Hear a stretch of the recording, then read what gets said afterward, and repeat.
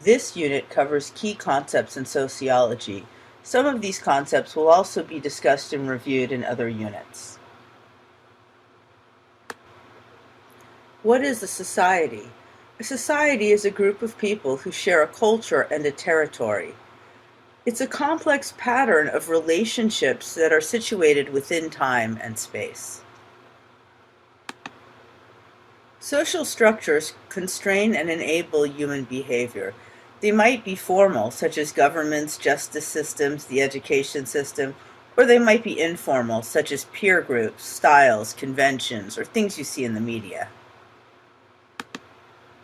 A key organizing principle in society is that of social class. Societies tend to be stratified along class lines. Social class is generally defined as a status based on your income, your level of education, and how prestigious your career is seen to be. Social status is defined as the position that one occupies. Some statuses are more or less prestigious than others. Take a moment to think about how you might adjust your status in different circumstances. For example, when I want to get a better deal on something, I tell people I'm a teacher. When I want more respect, I tell people I'm a professor. A master status is one that cuts across all other statuses. Things like gender, race, and sexuality hold particular importance in the life of the individual. A status inconsistency refers to the situation when one is holding two statuses that are generally not thought to be held together. For example, a 15-year-old college graduate. We also see that racism, sexism, heterosexism, and other forms of discrimination show up when we look at what we consider to be a status inconsistency. A key concept in sociology is the difference between ascribed and achieved statuses. An ascribed status is one that you're born with. It might be your parents' social class, your ethnicity, your gender.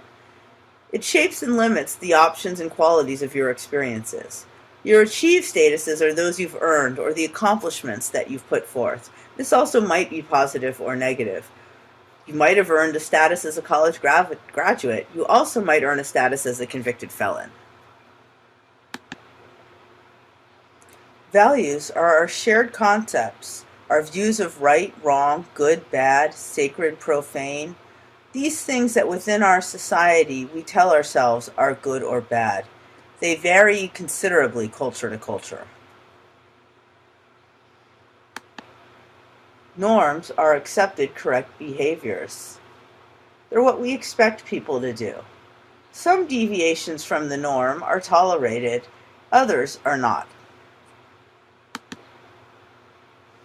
Throughout your life, you play many roles.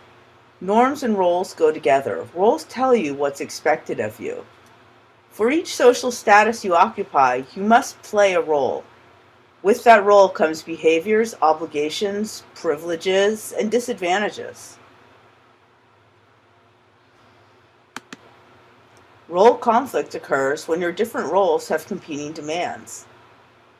Perhaps you have some family obligations that interfere with school, or maybe you're expected to work when you need to study.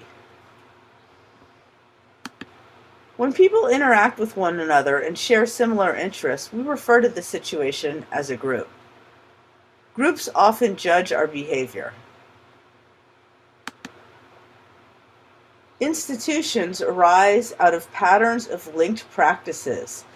They're usually tied to the broader culture and sanctioned and maintained through social norms. They may have a major impact on social structure. Key social institutions include things like education, marriage, and family structures. Take a moment to think about how concepts like status, class, and roles might impact your life.